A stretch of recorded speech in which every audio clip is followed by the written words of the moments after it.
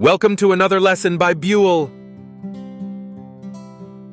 shaping the health and care workforce of tomorrow. The BeWell project addresses the need to prepare the health and care workforce for green and digital solutions introduced in the European health and care systems to ensure they can respond to current and future challenges.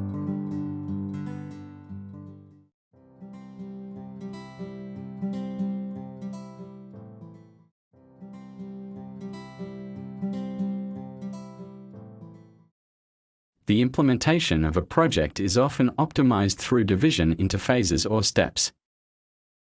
The main phases in the case of RIS PACS are as follows. Organizational analysis aimed at project design, describing the qualitative and quantitative characteristics of the system. Preparation of the tender specifications, defining the technical specifications and administrative aspects of tender management and supply. Implementation of the RIS PACS system, installation, configuration, and deployment of hardware and software components. Each phase is divided into various steps. Referring to the above-mentioned list, the key steps characterizing each phase are highlighted below. Phase A, analysis of work processes, on-field verification, definition of clinical, technical, and functional requirements of the department, establishing objectives, design of project support for work processes, planning the logical and physical structure of the system, quantification and qualification of the hardware and software that characterize the process, cost-benefit analysis, equipment location. Phase B, defining the overall structure of the document and administrative aspects related to tender management and supply, defining the object and mode of supply, as well as evaluating documents and related services, defining the object of supply, general project aspects, and hardware and software components with their respective services that characterize the project, defining the high-level plan for system implementation. Phase C, defining the direction of works, purchase, leasing, service, defining the executive project, monitoring the installation plan with phase and activity scheduling, monitoring hardware and software installation and configuration, defining test plans and verifying the proper functionality of the system, testing system components, reorganizing work processes. If the above-described phases are followed sufficiently rigorously, the optimized implementation of the project has a higher likelihood of a positive outcome. However, errors can occur during the tender phase. It is not inevitable that conflicts arise during the procurement process, and these conflicts can lead to judgments annulling the tender.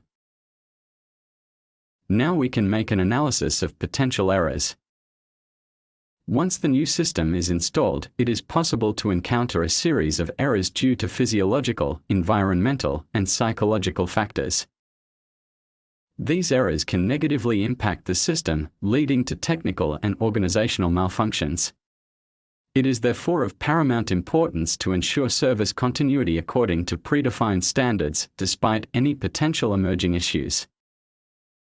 However, it is possible to anticipate common complications. For example, on the RIS side, errors in patient records can be easily identified during the initiation phase. In such cases, the correct procedure can be immediately activated to prevent service disruption for the patient under examination. Radiology system errors can be categorized into three categories. Errors in the pre-procedure phase, correct radiological examinations are prescribed to the wrong patient, incorrect examinations are prescribed to the correct patient, due to incomplete or missing clinical inquiries, incorrect indications related to the procedure, lack of consent or required documentation. Errors in the procedure phase, technical and methodological errors, incorrect application of procedures, errors caused by equipment unavailability or inadequacy, incorrect reporting, due to human errors. Errors in the post-procedure phase, lack of information provided to the patient, delays in diagnosis, due to missing documentation required for reporting. These errors can be avoided or anticipated by adequately informing the staff about the system and providing updates whenever changes occur. The exercise and profession require commitment and diligence. According to the law referred to the healthcare professions, it is evident that the legal system is aimed at defending and protecting the patient's safety.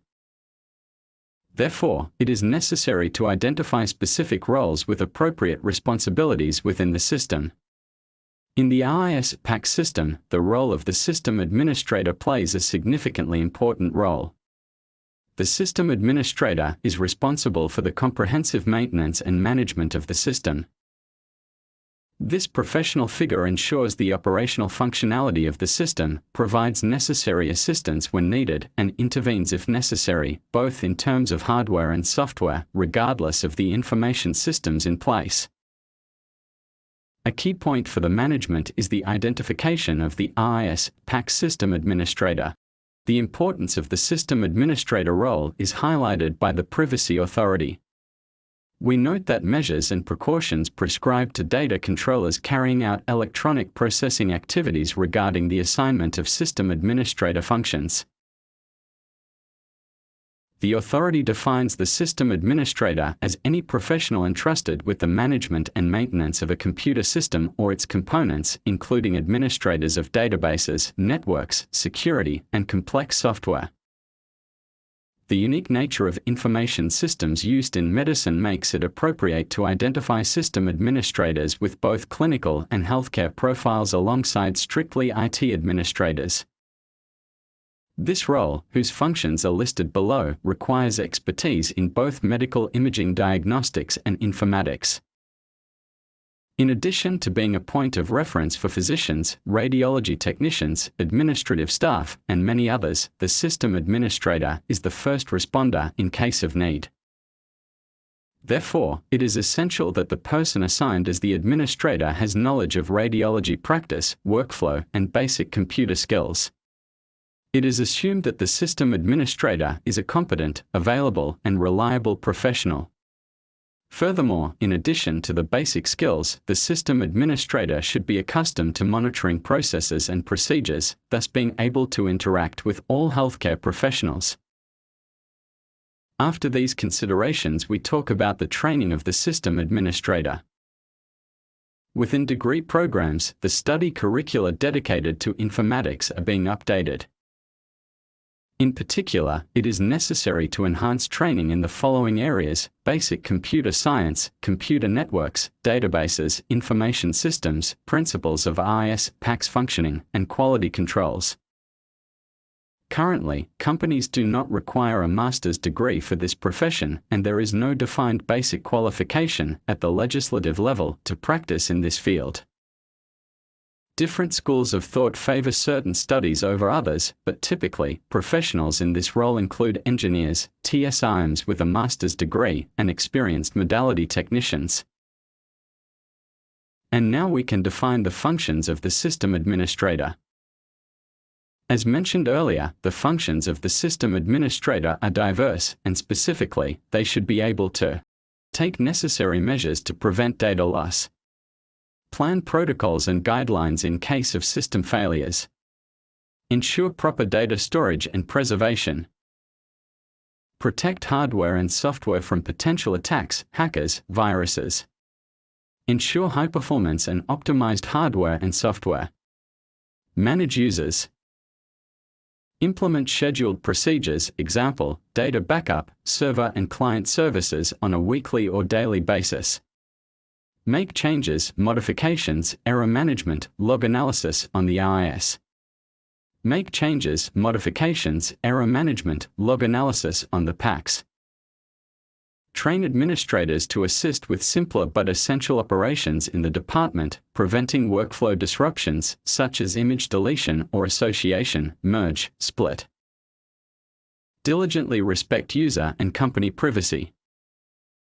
In conclusion, regardless of their background, it is assumed that this professional role, present in almost every IS-PACS site, is capable of fulfilling all the specified requirements, thus ensuring the operational continuity of a tailor-made computer system for radiology services. With this lesson, we have completed our journey. We wish you all the best in your profession, hoping that what we've presented has met your needs. Good work and good luck.